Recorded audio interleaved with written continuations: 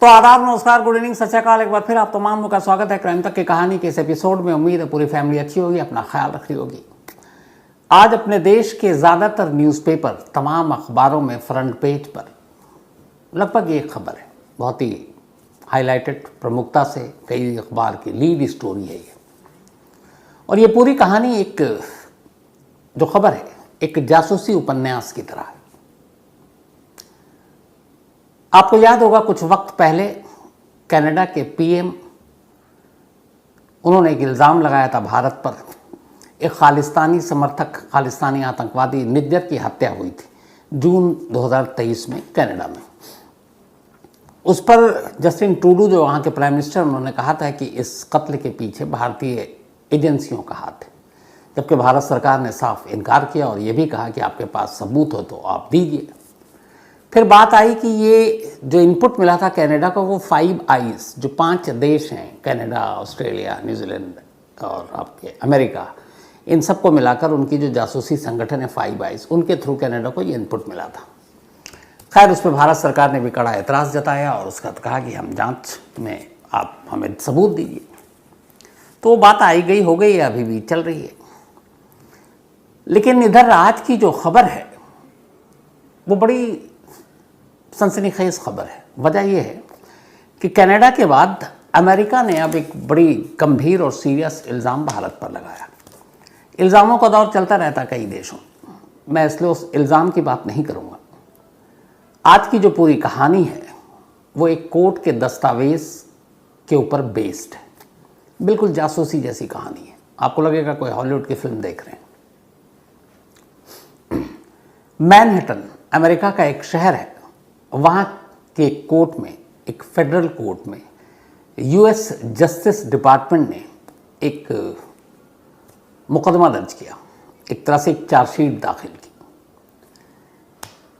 और ये US department of justice है जिसने मैनहट्टन के फेडरल कोर्ट में ये मुकदमा दर्ज किया। अब मुकदमा क्या है?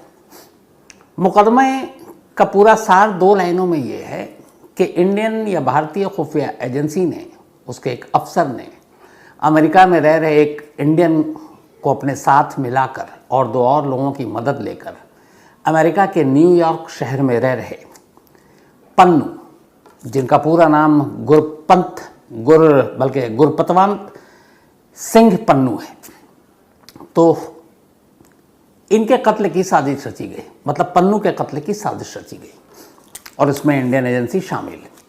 अभी इल्ज़ाम है जिस पे भारत ने कड़ा विरोध भी जताया। तो आज की जो पूरी कहानी है वो इल्ज़ाम कौन क्या कह रहा है इस पर नहीं जाते। जो मैंने आपको शुरू में कहा कि सारे देश के अखबारों में आज ये खबर सुर्खियों में है।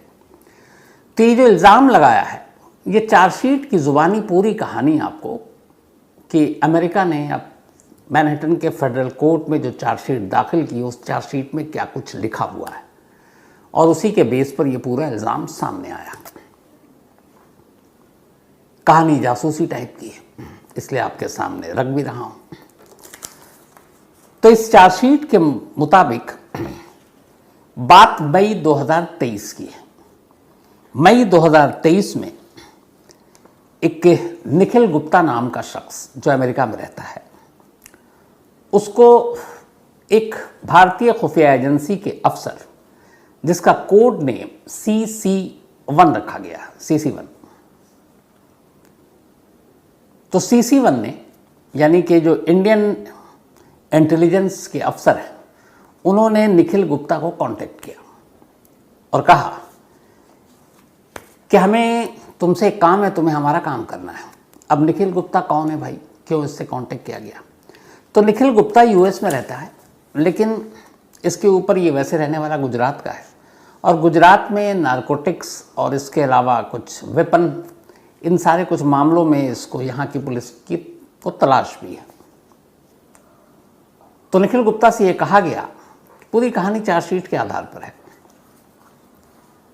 कि अगर तुमने हमारा काम किया तो फिर तुम्हें इस केस के बारे में ज़्यादा सोचना नहीं है, केस रफा दफा हो जाएगा, तुम्हें कोई कानून, इंडियन कानून तंग नहीं करेगा, बस तुम्हें हमारा काम कर दो और इस केस से रिलेटेड जो DCP है उससे भी तुमको हम मिलवा देंगे। अब निखिल गुप्ता तैयार हो गया।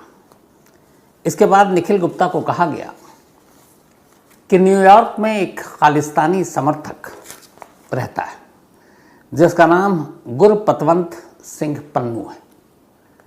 इस पन्नू को एलिमिनेट करना है, यानी इसे मारना है, तो इस काम में तुम हमारी मदद करो।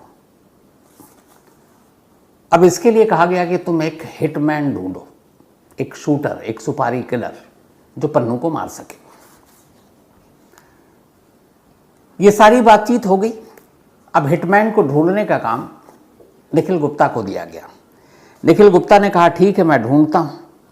अब वो इधर उधर पता करना शुरू किया, कौन से ऐसे ऐसे गैंगस्टर या गैंग है वहां पे जो इस तरह का काम करते हैं, और आखिर में उसने एक शख्स को चुना, एक हिटमैन को चुना, और उससे इस बारे में बात की कि एक टारगेट है, उसको मारना है।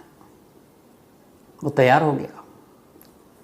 डील $1,00,000 $1,00,000 इंडियन करेंसी में करीब 84-85 लाख पड़ेगा।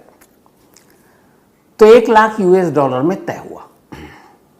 $1,00,000 के बाद अब उसमें हिटमैन ने कहा ठीक है, हम काम करेंगे।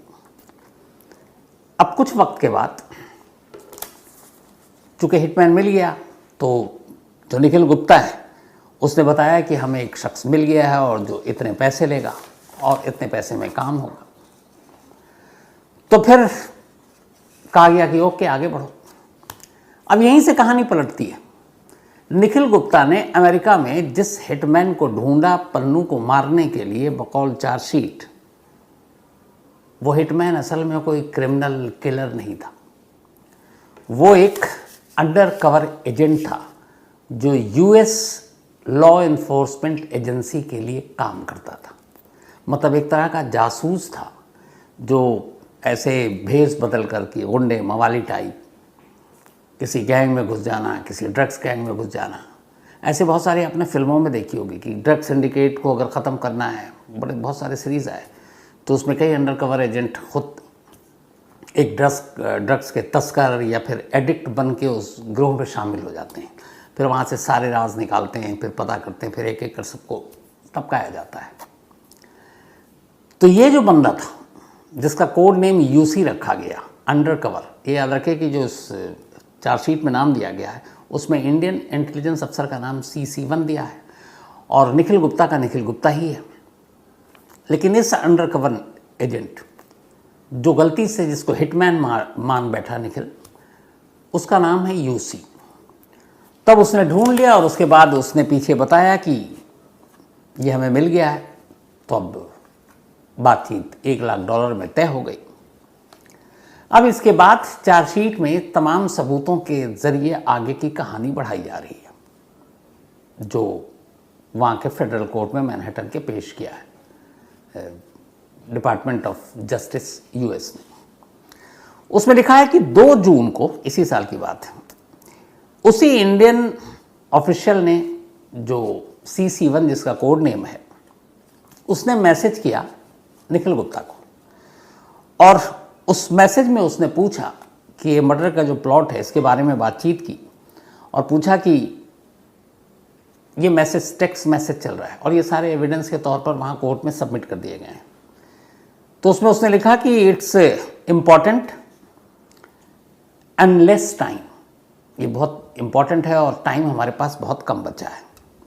गुप्ता ने इधर से मैसेज पर रिप्लाई किया और उसने कहा कि मैं भी इस केस के बारे में अपडेट के लिए वेट कर रहा हूँ, शायद नेक्स्ट डे कोई अपडेट मिले हमें, तो अगले दिन बताऊंगा। तो ये बात है 2 जून की 2023।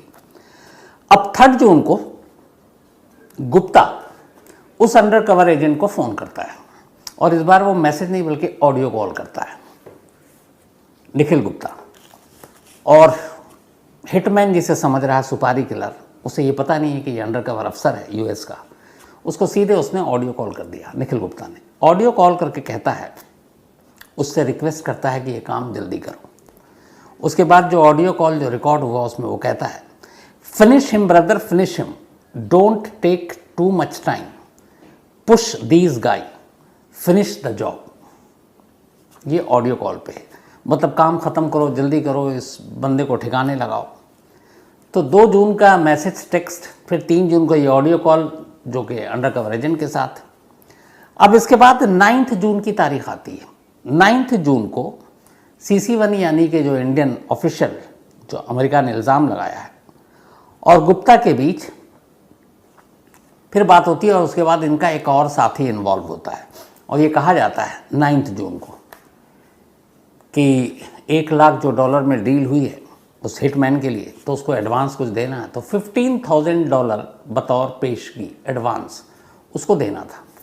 अब उसको देने में रिस्क था तो कैसे जाएं, तो एक तीसरे बंदे को इसमें डाला गया और वो तीसरा बंदा मैनहट्टन में ही उस हिटमैन जो कि US का अंडरकवर अफसर था उसको जाकर $15,000 दे देता है कि ये रहा आपका एडवांस, बाकी काम होने के बाद। 9 जून की बात है। जून में ही अब ये जो CC1 है अफसर, ये पूरे पन्नू की जो डिटेल है, जो चार्जशीट में इल्ज़ाम लगा, ये सब अभी तक अमेरिका के इल्ज़ाम चल रहे हैं, तो उन्होंने पन्नू के सारे डिटेल निखिल गुप्ता को भेजा मोबाइल पे और उसमें सारी जो डिटेल थी उसके न्यूयॉर्क के घर का पता, उसका मोबाइल नंबर, उसके फ़ोटोज़, उसके मूवमेंट की जानकारी, तो ये डे टू डे वो क्या कहाँ जाता है, क्या करता है, ये सारी इन्फॉर्मेशन जून में ही निखिल गुप्ता तक जो अफसर थे उन्होंने सारी चीज़ें दी कि ये तुम हिटमैन को आगे बढ़ा दो। अब इस दौरान में जब ये आगे बढ़ाया गया, उस दौरान में कई चीज़ें हुई। फिर ये मैसेज आया कि देखो ये जो पन्नू का मर्डर है ये तब नहीं होना चाहिए। उस वक्त एक US और इंडिया की डेलीगेशन की भी US में जाने वाली थी और वहाँ दोनों के बीच बातचीत हो रही थी, तो ये भी कहा गया कि ऐसे वक्त में मर्डर नहीं होना चाहिए क्योंकि फिर इससे बातचीत पर असर पड़ेगा और बहुत सारी चीज़ें होंगी। और इत्तेफाक से 21 और 23 जून के बीच हमारे प्राइम मिनिस्टर नरेंद्र मोदी जी को भी US जाना था, तो ये भी हो कि 21 और 23 जून के बीच में भी ये काम नहीं होना चाहिए वरना बहुत सारी चीज़ें हो जाएंगी। तो ये भी हो रहा है कि ऐसे वक्त में हो या तो पहले ही हो जाए। तो ख़ास तौर पर फिर 19 जून की तारीख आती है और 19 जून को ऑडियो कॉल करता है फिर गुप्ता अंडरकवर हिटमैन को, जिससे उसे लगा कि हिटमैन है, और वो उसको बताता है अब कि भाई काम कर दो। और पहली बार 19 जून को वो उस हिटमैन से ये कहता है ऑडियो कॉल पर कि देखो काम जल्दी कर दो। और इसके बाद वो निज्जर का जिक्र करता है, वही निज्जर जिसकी कनाडा में 18 जून को गोली मारकर हत्या कर दी गई थी, जिसको लेकर कनाडा तमाम इल्ज़ाम लगाता रहता है। तो यहाँ पे इस ऑडियो कॉल में गुप्ता कहता है हिटमैन से कि he was also a target, so many targets. ये बताता है कि वो भी एक निशाना था हमारा और भी हमारे निशाने पे बहुत सारे हैं और इसलिए थोड़ा इस काम को जल्दी करो। फिर उसने ये भी कहा, जो निज्जर की जो चार्जशीट है उसमें यह कि जब निज्जर का मर्डर हुआ तो कार के अंदर उसकी बॉडी पड़ी हुई थी लहूलुहान, मैंने वो कहानी आपको डिटेल में सुनाई है। तो उसने उसके एक्सक्लूसिव वीडियो भी हिटमैन को भेज दिए और कहा कि ये वीडियो है और ये भी हमारे टारगेट पर था और भी हमारे टारगेट हैं और हम तुम्हें और भी काम देंगे क्योंकि हमारे पास और भी टारगेट है। तो ये सारी बातचीत चल रही है और वो फ़ोटो भी भेज रहा है और फिर लगातार ये भी कह रहा है कि कम ऑन, इसको जल्दी काम करो, ख़त्म करो। जो लास्ट ऑडियो, अभी तक ये सारी बात चल रही है और निखिल गुप्ता इस बारे में बेफिक्र है कि जिसको वो सारे राज बता रहा है, सारी चीज़ें कर रहा है, वो असल में एक क्रिमिनल है या फिर US लॉ इन्फोर्समेंट एजेंसी का एक अफसर है। तो वो अनजान था, सारी चीज़ें बताता गया। $1 लाख में डील भी डन है। उसने ये भी कहा कि निज्जर के कत्ल के बाद अब पन्नू की सुरक्षा बढ़ा दी गई है और उसके पास 2-4 लोग रहते हैं। तो एक जगह बातचीत में ये भी कहता है कि अगर उसके साथ 2-3 लोग रहते हैं लेकिन अगर इसको निपटाना तो है, तो अगर वो 2-3 लोग भी मारे जाएं तो चलेगा। ये भी चार्जशीट में दर्ज लिखा हुआ है। अब ये सारी चीज़ें हो गई। जो लास्ट आता है, क्योंकि कैसे सब कुछ किया US ने, उसके बाद की बात बता रहा हूँ। आखिर में करीब 29 जून, बल्कि करीब क्या 29 जून को ही ये कहा गया कि देखो, 29 जून से पहले कहा गया कि हमें किसी भी कीमत पर 29 जून से पहले पन्नू को ठिकाने लगाना है। 29 जून इज़ लास्ट डे और उसके पहले पहले ये काम होना चाहिए। तो 29 जून डेडलाइन दिया गया हिटमैन को। अब हुआ ये कि मई में ये शुरू हुआ चार्जशीट के हिसाब से सारी साजिश, ताना बाना, और बात चलती रही। पैसे भी 15,000 चले गए, ऑडियो कॉल भी आ गया, मैसेजेस भी आ गए, ये सब रिकॉर्ड होते गए और इसको पता ही नहीं निखिल गुप्ता को। अभी आया कि 29 जून से पहले ये काम ख़त्म करना है। 29 जून बीता, 29 को कुछ हुआ नहीं, लेकिन अब तक इतना मसाला तैयार हो चुका था। यूएस की जो अपनी उनकी खुफिया एजेंसी, चाहे एनएसए हो या सीआईए हो, कि 30 जून को 2023 30 जून को इन सारे सबूतों के दम पर वहाँ की एजेंसियों ने निखिल गुप्ता को अरेस्ट कर लिया। अरेस्ट करने के बाद उससे पूछताछ हुई।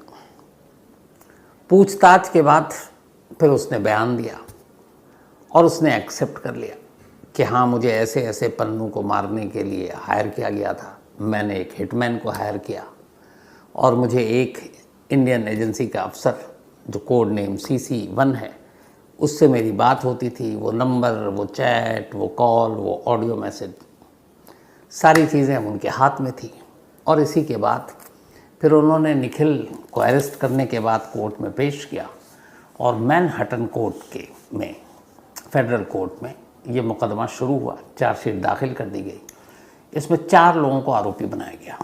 एक निखिल, दूसरा CC1 और 2 और हैं जिन्होंने मदद की पेशगी में और कुछ और इंतज़ाम करने में। तो ये तो रही पूरी कहानी जो आज अखबारों में हर जगह सुर्खियों में है। अब इसके बाद हुआ ये कि जब 30 जून को अरेस्ट किया गया, ये सारा खुलासा हुआ, उससे पहले उसी महीने 18 जून को निज्जर की कनाडा में हत्या हो चुकी थी। उंगली इंडिया पे उठ रही थी। इंडिया लगातार हमने मना किया। तो फिर अब ये हो गया। अब यूएस के पास सबूत आया। अब जो शुरुआत से हम लोग बात कर रहे थे 5 आइज़, और फिर आया कि हमारी विदेश मंत्रालय ने भी कहा, बल्कि कनाडा ने कहा कि ये हमें 5 आइज़ से भी इनपुट मिला था निज्जर को लेकर। तो 5 आइज़ को कहाँ से मिला था? तो असल में कहानी ये है कि 5 आइज़ को ये सारी चीज़ें इसी इंसिडेंट से मिली।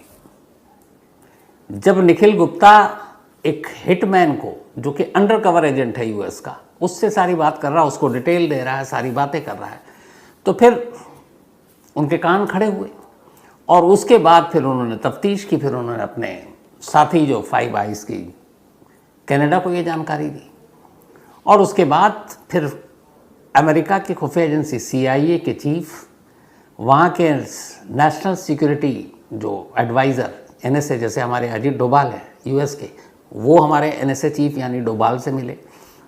ये सारे सबूत रखे और अभी कुछ दिन पहले, बीते दिनों में ही, अमेरिका ने ये कहा था कि इस तरीके से अमेरिकन सॉइल पर, यानी कि अमेरिकी धरती पर किसी को मारने का प्लान किया जा रहा है और ये हम इसका विरोध करते हैं।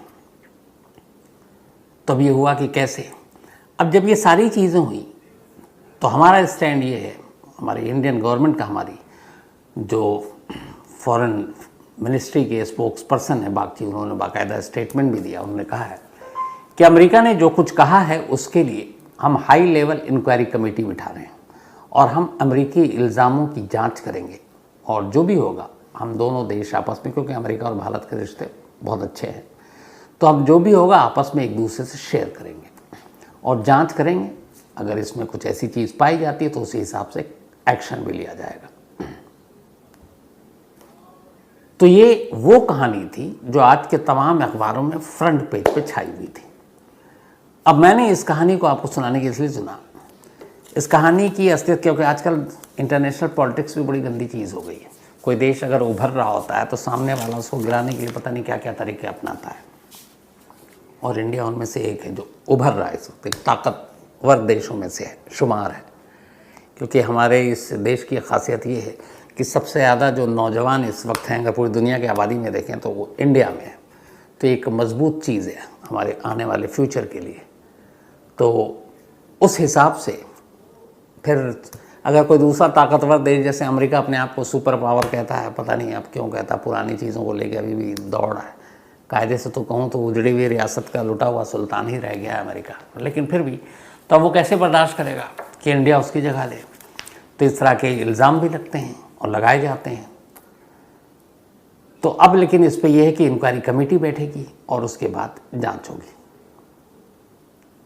तो आगे क्या होगा वो जब चीज़ें सामने आएगी तब आपको बताएंगे। लेकिन हाँ, इस पूरी कहानी के सच और झूठ में पड़े बिना जो असली चीज़ निकल कर बाहर आई है वो ये कि सोचिए इसको कि मैं मतलब इस कहानी से अलग कर रहा हूँ, मैं इमेजिनेशन में आ रहा हूँ कि मैं किसी को हायर करता हूँ कत्ल करने के लिए और पता चला कि वो खुद पुलिस वाला है। जैसे एक कहानी अभी 2-3 दिन पहले हुई है, बल्कि ये कानपुर की कहानी है। एक बीवी अपने पति को मारना चाहती थी क्योंकि उसका अफेयर था किसी से। उसने सुपारी किलर को हायर किया और शायद 4 लाख रुपए दिए। अब सुपारी किलर इतना होशियार निकला कि 4 लाख लेकर भाग गया। अब भैया वो उसको 4 लाख दिए, अब वो जाके पुलिस में भी रिपोर्ट नहीं लिखा सकती कि ये मेरे 4 लाख क्यों लेके भागा, क्योंकि वो अगर जैसे ही वो पुलिस में गई और वो बता देंगे हाँ भैया इसने 4 लाख दिए थे लेकिन सुपारी के तौर पर दिए थे, तो उल्टा वो अंदर हो जाएगी। तो सुपारी किलर यहाँ पे होशियार निकला, उसे पता है कि ये किस काम के लिए पैसे दिए हैं, काम ना भी करूँ तो सामने वाला चुप रहेगा। तो वैसे ही हुआ, उसने पैसे दिए और वो पैसे लेके भाग गया। तो अजीब अजीब चीज़ें हैं। खैर, ये थी आज की कहानी।